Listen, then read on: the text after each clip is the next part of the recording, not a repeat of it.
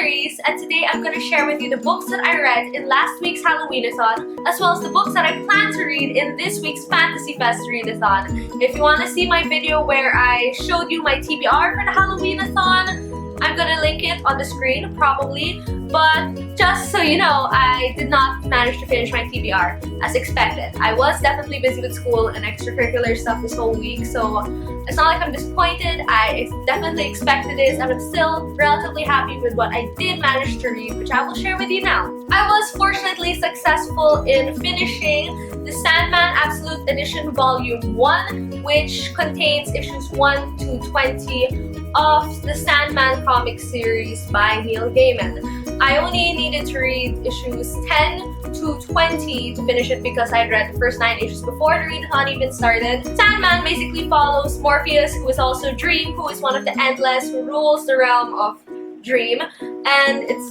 definitely, as you can expect from Neil Gaiman, a book that has like this really distinct, fantastical, slightly eerie atmosphere to it. It's different from the other comics that I've been reading just because it's less of just one whole story that's cut up into multiple issues and rather just several standalone issues. It's very episodic in nature, and while there were a couple of issues that I wasn't really that interested in, for the most part all of the issues were actually really good and were able to, as I said, stand on its own, and it was great to just be able to read one and be happy with that and get to the next one whenever. I really enjoyed this, and I actually really look forward to reading the remainder of the Sandman issues. I don't know how many there are a lot, and hopefully get the second Absolute Edition soon. And besides that, the only thing I managed to finish was another comic, which was Infinity by, I think, Jonathan Hickman. It wasn't really part of my TBR, and I'm not sure if you could count it as having any Halloween creatures in it. I guess you could say there were aliens. Definitely confused for a lot of this book, especially at the beginning. I would definitely not recommend it for someone who's just starting to get into the Marvel Universe because you will get confused, as I was. But I did actually like it overall because later on I was able to get more into it, and there were definitely some really epic moments in this book. Next, to get to the novels that I read, I didn't actually get to finish any of these. For Nosferatu, which was on my TBR, I only managed to read a few chapters of it. But those are some really intense chapters, honestly. Again, as I mentioned in my TBR and things, Nosferatu is by Joe Hill, who is the son of Stephen King, who wrote the Lock and Key series, which is one of, if not my absolute favorite comic book series as of right now. And I'm pretty sure this book could be considered as horror, but it also has some fantastical, paranormal-ish elements to it. The crazy thing is, I'm only about halfway through, just a little bit past halfway through this book, and this book is about almost 1,000 pages, I think.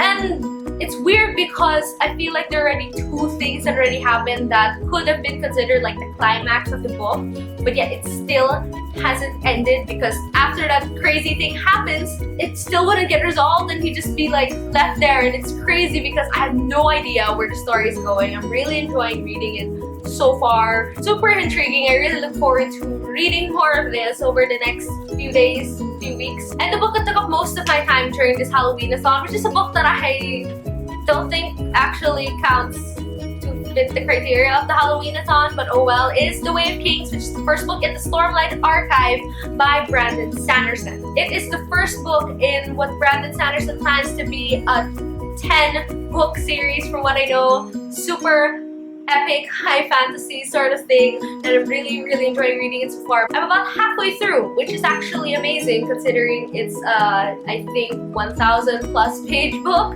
When I started reading it, I actually realized how much I missed reading Brandon Sanderson books and realized how long it's actually been since I read a full Brandon Sanderson novel. The last one I read was Firefight over there, which I read when it came out in January of this year, which is ridiculous because I love Brandon Sanderson and I really need to read more of his work, and I'm so glad that I'm reading his right now. I miss his writing and his characters and his world so much, which are obviously in this book freaking amazing. and I look forward to hopefully finishing it next week.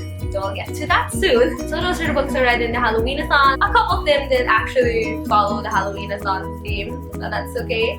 I'm still glad that I managed to get a good amount of reading done this week, even though I was really busy, and even though it did not match like my TBR by any means. Actually today I think the Fantasy Fest Readathon already started, so I will link the video for all the details of it on the screen or down below.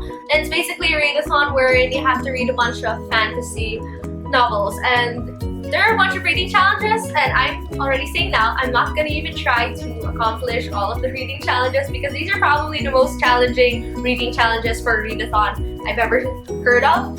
I would actually try for it if I were on vacation or something, but I'm not, unfortunately. But I will try to accomplish a few of them with this already slightly intimidating TBR, but I think it might be possible. We'll see. As previously mentioned, I will continue reading The Way of Kings by Brandon Sanderson. Of course, it definitely fits the fantasy theme. It's a really long book, but it's not dragging at all, and I'm finding myself just getting glued to it and not being able to stop reading every time I pick it up. Super interesting world, as I said. I love most of the main characters and even some of the side characters. Brandon Sanderson is just amazing at characters and world and everything. Then that fulfills challenge number 3, which is to read a book with over 600 pages, even though I'm already halfway through it before the Fantasy Fest Readathon starts. It's okay. And also challenge number 1, which is to read a book with a protagonist that is not male, because one of the main protagonists is not a white male because she is female. And I'm not sure if any of the protagonists actually count as white because it's a fantasy world. Maybe the ones that aren't light eyes would be considered as not a white male. So I guess one of the other main characters is also not a white male, because he's male, but he's not what in that world would probably be considered white.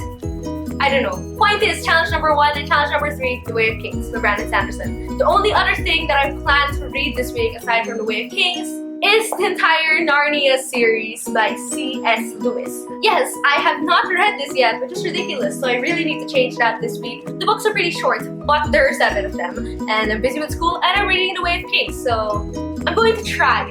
Anyway, this fulfills 3 challenges, which are the challenge to read a complete series with at least 3 books. Clearly, this is 7 books. To read a book that has a movie or TV adaptation, because there are movies for, I think, a couple of the books here. And to read a children's fantasy story, because these are middle grade or children's books, I'm not sure.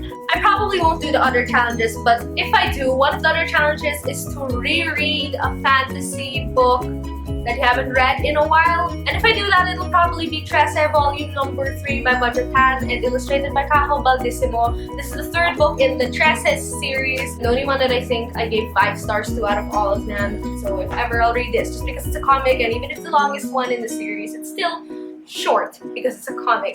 Challenge number 7 was actually to read a fantasy short story, and while none come to mind right now, I feel like if I find one in the middle of the week, I'll probably read it. So anyway, those were all the books that I planned to try to read during the Fantasy Fest Readathon, as well as the books that I did read during the Halloween-A-Thon. Did you participate in the Halloween-A-Thon? Are you planning to participate in the Fantasy Fest Readathon? What are you planning to read, and how do you find time to read during readathons? Feel free to talk to me about it in the comment section down below. Also, please like this video if you liked it, and subscribe to my channel if you haven't yet. Thank you so much for watching, and hope to see you in my next video. Bye!